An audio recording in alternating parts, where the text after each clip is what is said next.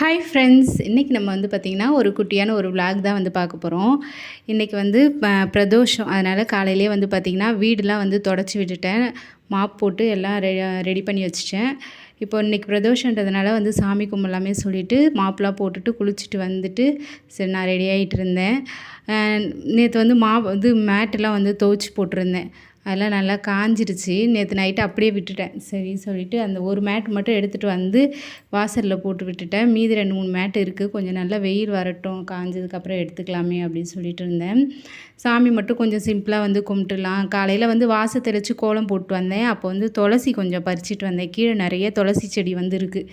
அது வந்து சரி கொஞ்சம் பறிச்சிட்டு வந்து நம்ம அந்த தீர்த்தத்தில் போட்டு வைக்கலாம். கொஞ்சம் பச்சை கற்பூரமும் அது கூட வந்து துளசியும் போட்டு வச்சுக்கலாமே சொல்லிட்டு பறிச்சிட்டு வந்து வச்சுருக்கேன். சரி பூஜை பண்ணும்போது அது வந்து போட்டுக்கலாம் அப்படின்னு சொல்லிட்டு எடுத்துகிட்டு வந்து வச்சுட்டேன். அதே என் பாப்பா வந்து துளசி வெறும் வாயிலே சாப்பிட்ருவா நிறையா. துளசி இந்த கற்பூரவள்ளி இதெல்லாம் பார்த்திங்கன்னா வெறும் வாயிலே நான் சின்ன வயசுலேருந்தே கொடுத்துருக்கேன். அவங்க வந்து சாப்பிட்ருவாளுங்க. அது வந்து கொஞ்சம் பத்திரமா எடுத்து வச்சுருந்தேன். கொஞ்சம் சாமிக்கு வச்சிடலாம், பிரசாதத்தினால தீர்த்தம் மாதிரி வாசனையாக இருக்குமே அப்படின்னு சொல்லிட்டு எடுத்து வச்சுட்டு நான் வந்து காலையிலே பூஜையெல்லாம் முடிச்சிட்டேன். நான் வந்து பார்த்திங்கன்னா ஒவ்வொரு டைம் எனக்கு ஒரு நாள் ஒரு மாதிரி மாறும். பூஜை பண்ணுறதெல்லாம் காலையில் 9 மணிக்கு பண்ணுவேன். அப்படி இல்லைன்னா 8 மணிக்கு எனக்கு டைம் எப்படி கிடைக்குதோ அதுக்கு தகுந்த மாதிரி தான் நான் வந்து பூஜை பண்ணுவேன். இன்றைக்கி வந்து பிரதோஷன்றதுனால ஃபஸ்ட்டு வேலையை நேற்று நான்வெஜ்லாம் நம்ம எடுக்கலை. அதனால் சும்மா மட்டும் துடைச்சி விட்டேன். அப்படி இல்லைன்னா நான் கொஞ்சம் லைசால் இது மாதிரி எதனா ஊற்றி உப்பு இதெல்லாம் போட்டு துடைச்சி விட்டுருவேன்.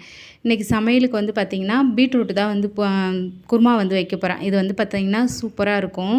ரொம்ப சிம்பிளாகவும் செஞ்சிடலாம். குழந்தைங்க விரும்பி சாப்பிடுவாங்க. எனக்கு ஆப்போசிட் என் பொண்ணுங்க அப்படி. ஏன்னா அவங்க பீட்ரூட் நல்லா சாப்பிடுவாங்க. எனக்கு பீட்ரூட்டே பிடிக்கவே பிடிக்காது. சின்ன வயசுலேருந்தே நான் பீட்ரூட்டே சாப்பிட மாட்டேன். அவங்க வந்து பார்த்திங்கன்னா நல்லா சாப்பிடுவாங்க. பீட்ரூட்டு காய்கறிகளை எது கொடுத்தாலும் நல்லா சாப்பிட்ருப்பாங்க. அவங்க அப்பா மாதிரி அவங்க 2 பேருமே. அவர் தான் பார்த்திங்கன்னா குழந்தையிலேருந்து சின்ன வயசுலேருந்து அவர் ஊட்டினார். ஃபஸ்ட்டு குழந்தைக்கு ஊட்டுவாங்க இல்லைங்களா, அப்போ அவர் தான் ஊட்டினார். யார் நல்லா சாப்பிடுவாங்களோ அவங்க கையால் ஊட்டினாங்கன்னா குழந்தைங்க வந்து நல்லா சாப்பிடுன்னு சொல்லுவாங்க. அதனால் அவர் மாதிரி எந்த காய்கறி கொடுத்தாலும் பசங்க வந்து சாப்பிட்டுப்பாங்க. அந்த மாதிரி தான் நான் வந்து வளர்த்து வச்சுருக்கேன் பசங்களை. இதை ஒதுக்கி வைக்கணும் அப்படின்றதெல்லாம் என் பசங்கக்கிட்ட இருக்கவே இருக்காது. நான் வந்து பார்த்திங்கன்னா பீட்ரூட் குருமாவுக்கு வந்து ரெடி பண்ணிகிட்ருக்கேன். கொஞ்சமாக வந்து தேங்காயும் கொஞ்சம் கசகசா சோம்பு போட்டு அரைச்சி எடுத்துக்க போகிறேன். இந்த குருமா எப்படி வைக்கிறதுன்னு பார்க்கலாம். ரொம்ப சிம்பிளாக ஈஸியாக வந்து செஞ்சிடலாம். நம்ம வந்து ஸ்கூலுக்கும் நம்ம வந்து கட்டி கொடுத்தோன்னா சூப்பராக குழந்தைங்க வந்து சாப்பிட்டுப்பாங்க. ஃபஸ்ட்டு எண்ணெய் ஊற்றி கொஞ்சமாக வந்து கடுகு போட்டுக்கிறேன். கொஞ்சம் உளுத்தம்பருப்பு வந்து சேர்த்துக்கலாம். ஒரு வெங்காயம் 2 வெங்காயம் சின்ன வெங்காயம் தான். அது வந்து பொடியாக கட் பண்ணி நான் வந்து இது கூட சேர்த்துக்கிறேன்.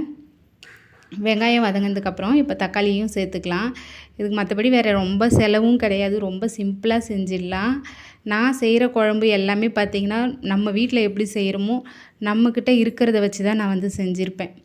என்னோடய வீடியோவிலே பார்த்திங்கனாலே உங்களுக்கு தெரியும். நம்ம ரொம்ப சிம்பிளாக நம்ம வீட்டிலலாம் எப்படி செய்வாங்க, காசு இல்லைனாலும் சமாளித்து நம்ம செய்வோம் இல்லையா, அந்த மாதிரி தான் என்னோடய சமையல்லாம் இருக்கும். இப்போ வந்து தக்காளி நல்லா வதங்கினதுக்கப்புறம் கொஞ்சமாக கருவேப்பிலை வந்து போட்டுக்கிறேன்.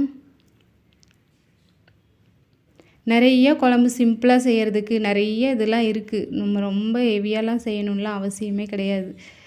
இப்போ வந்து பார்த்திங்கன்னா பீட்ரூட்டும் போட்டுக்கலாம். பீட்ரூட்டையும் போட்டு 2 வதக்கலாம். என்றைக்காவது ஒரு நாள் நல்லா செஞ்சு சாப்பிட்லாம். டெய்லி வந்து நல்லா நிறையா வச்சு செஞ்சுலாம் சாப்பிட முடியாது. இது போல் சிம்பிளாக வந்து செஞ்சுக்கலாம். நான் 2 ஸ்பூன் வந்து பார்த்திங்கன்னா இப்போ மிளகாத்தூள் வந்து போட்டுக்கிட்டேன் காரத்துக்கு. நம்ம வந்து தேங்காய் கசகசா சோம்பு இதெல்லாம் அரைச்சி வச்சுருந்தோங்க, அதையும் இதில் வந்து ஊற்றிக்கலாம். கொஞ்சம் நிறைய வேணும்னா நீங்கள் நிறையா ஊற்றிக்கலாம். எனக்கு கொஞ்சமாகவே போகுது. தயிர் வேறு இருக்குங்களா, இதை நான் பொரியலாகவும் வச்சுப்பேன். இதில் சாப்பாடு போட்டு பிசைஞ்சியும் குழந்தைங்களுக்கு ஊட்டிப்போம். அதுக்கு 2த்துக்கு தகுந்த மாதிரி தான் நான் வந்து சேர்த்துருக்கேன். இப்போ தேவையான அளவுக்கு தண்ணி ஊற்றிட்டு இதில் கொஞ்சம் உப்பு போட்டு தேவையான அளவுக்கு உப்பு போட்டு நம்ம வந்து மூடி வச்சுக்கலாம். இது ஒரு 4 விசில் 5 விசில் வர அளவுக்கு நம்ம வந்து வேக வச்சிட்டோன்னா சூப்பராக வந்து ரெடி ஆகிடும். அதுக்குள்ளே வந்து பார்த்திங்கன்னா நான் இப்போ சாப்பாடு வந்து வைக்க போகிறேன். கூடவே அப்படியே முடிச்சிருவாங்க நான் வேலையை டக்குன்னு.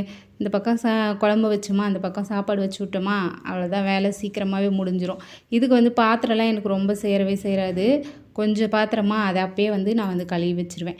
ஒரு டைம் எனக்கும் பாத்திரம்லாம் சேரதாங்க செய்யும், சேராமலாம் இருக்காது. நிறையா செய்யும்போது கண்டிப்பாக சேரும். கொஞ்சமாக நம்ம செய்யும்போது அதுக்கு தகுந்த மாதிரி பாத்திரம் வந்து சேரும்.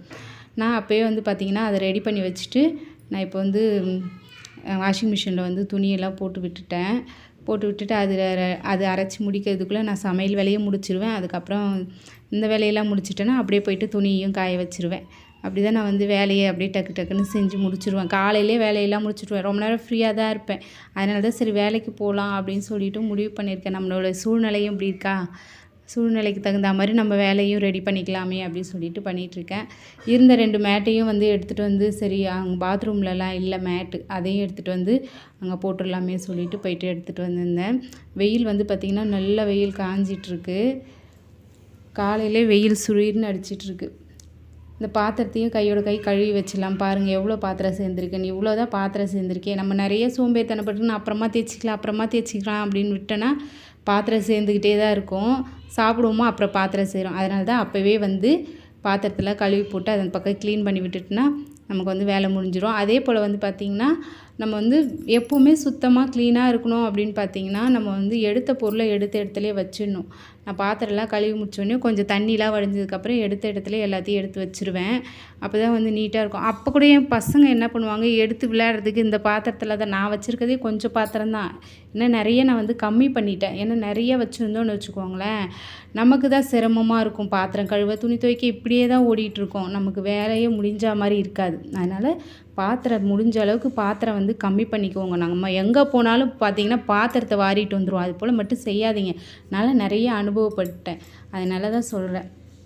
நமக்கு தேவையான பாத்திரம் மட்டும் எடுத்து வச்சுட்டு மீதியை வந்து நம்ம எடுத்து வச்சுறது நல்லது. இப்போ வந்து பார்த்திங்கன்னா இந்த குருமா வந்து ரெடி ஆகிடுச்சு. இந்த அளவுக்கு இருந்தால் போதும், கெட்டியாக ரொம்ப தண்ணியாகவும் இருக்காது, கரெக்டாக இருக்கும். இப்போ வந்து பார்த்திங்கன்னா சாப்பாடு வந்து சூப்பராக ரெடி பண்ணிட்டேன். காலையிலே எல்லா வேலையும் முடிச்சிட்டேன். இப்போ வந்து குழந்தைங்களுக்கு வந்து சாப்பாடு ஊட்டி விடலாமேன்னு சொல்லிட்டு போட்டுட்ருந்தேன்.